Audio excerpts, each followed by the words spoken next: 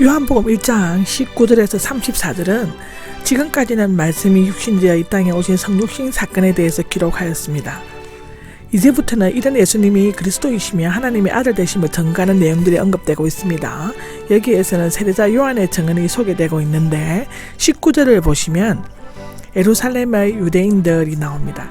유대인들이란 용어는 요한복음에 70회 정도 나오는데 대부분 예수님에 대해서 적개심을 가진 백성의 지도자나 산헤드린 공회의 회원들을 가리키고 있습니다.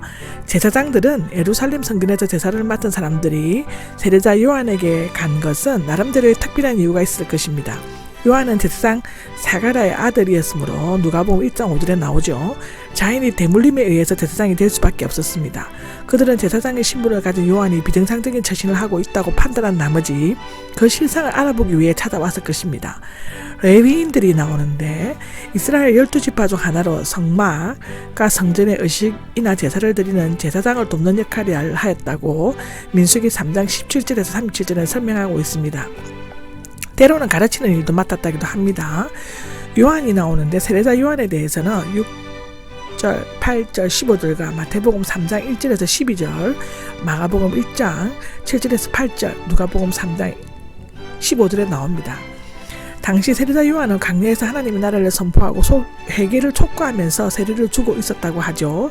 많은 무리들이 그에게로 모여들었고 어떤 사람들은 그를 메시아로 간주하기까지 하였다고 누가복음 3장 15절에 나오고 사도행전 13장 25절에도 나옵니다. 미시나 즉 모세율법을 해석한 책에 의하면 거짓 예언자는 권위를 부여받지 못한 교사의 활동은 산헤드린 공회가 조사하도록 규정되어 있었다고 합니다. 아마도 이때 파송된 자들 중에는 바리새인들도 있을 것입니다. 바리새인들은 특히 메시아 사상에 관심을 가지고 있었기 때문에 요한의 활동에 주목하고 요한이 메시아 즉 그리스도이신가 여부를 확인하려고 하였습니다. 누가복음 3장 15절, 이사야 7장 14절에도 나옵니다. 그들은 요한에게 당신은 누구요? 즉 내가 그리스도냐? 라고 물었습니다. 20절입니다. 20절에는 요한은 고백하였고 거절하지 않았다인데 고백하였고는 같은 것을 말하다, 확인하다, 공개적으로 엄숙하게 선언하다의 뜻입니다. 요한은 이는 사실 그대로 솔직하게 말한 것을 나타내지요. 거절하지 않았다는 요한은 자신이 누구인가에 대해서 말하는 것을 거절하거나 반대하지 않았다는 뜻입니다. 고백하였고는 앞에 언급한 것을 다시 반복한 것은 자신이 하는 말이 진실하며 거짓이 없음을 확실히 강조하기 위함입니다. 나는 그리스도가 아닙니다인데 당신은 스스로 메시아로 자처하는 자들이 있었지만 요한은 자신이 메시아 즉 그리스도가 아니라고 분명히 답변을 하였습니다.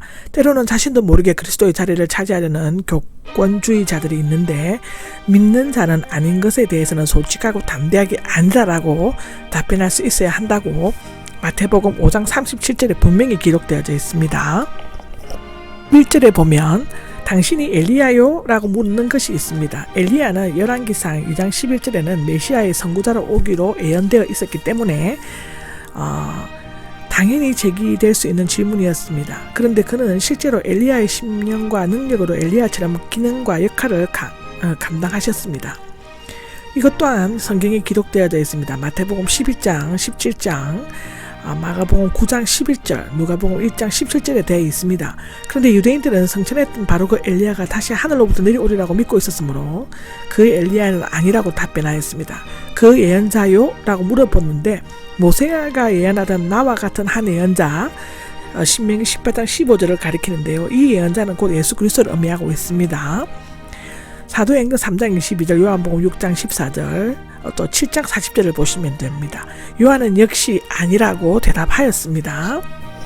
12절을 보면 도대체 당신은 누구란 말이요? 라고 있는데 그들은 자기들이 예상했던 답변을 기대하고 끈질기게 질문했습니다. 요한은 간결하면서도 분명하게 아니다라고 계속 답변하였습니다. 그들은 요한을 공격해 할 구실을 만들어 보낸 자들에게 보고해야 하기 때문에 초조한 마음으로 스스로의 신분에 대해 말해줄 것을 요구하였습니다. 이에 유대 교권자들은 요한부터 시작하여 예수님에 대한 공격을 본격적으로 시작하여 끝내는 요한을 목매어 죽게 하고 예수님은 십자가에 못 박게 할 것입니다. 요한복음 1장 23절입니다. 강야에서 외치는 자의 소리가 나오죠. 요한은 스스로 이사야 40장 3절을 인용하여서 겸손하고 위엄있게 대답하였습니다. 새 공강한 복음서 기자는 세례자 요한이 등장한 배경을 해설적으로 소개하고 있는 데 비해 요한복음서는 요한 자신이 말하고 있습니다. 소리는 말씀은 인격체이신 예수 그리스도였지만 요한은 자신을 비인격체인 소리, 간사가 없기 때문에 겸손하게 소개하고 있습니다. 동방의 도로들은 평평하거나 자갈이 깔려있지 않고 단지 사람들이 밟아서 다져진 길에 지나지 않았습니다. 만일 왕이나 정복자가 그 지역을 지나가려면 그 길을 곱게 만들고 평평하게 다져야 했습니다. 이사야 예언자는 여호와께서 이스라엘 백성을 바벨론 포로 생활에서 귀환시킬 때 사자가 그 길을 평탄케 하라고 외칠 것을 미리 예언적으로 알렸습니다. 이제 세례자 요한은 400년간의 오랜 침묵을 깨고 소리로 나타나 죄의 포로에서 해방시키기 위해 이 세상에 오실 그 길을 예비하라고 외쳤습니다. 소리는 색채나 모양도 없고 눈에 보이지도 않습니다. 그리스도의 그림자처럼 자신을 감추고 오직 예수님만을 나타내기 위해 겸허하게 봉사한 요한에게 매우 어울리는 표현입니다. 주님의 길을 곱게 하라는데 당시 이스라엘 백성의 영적인 상태를 메마르고 거친 황폐한 유대 강야와 같았습니다.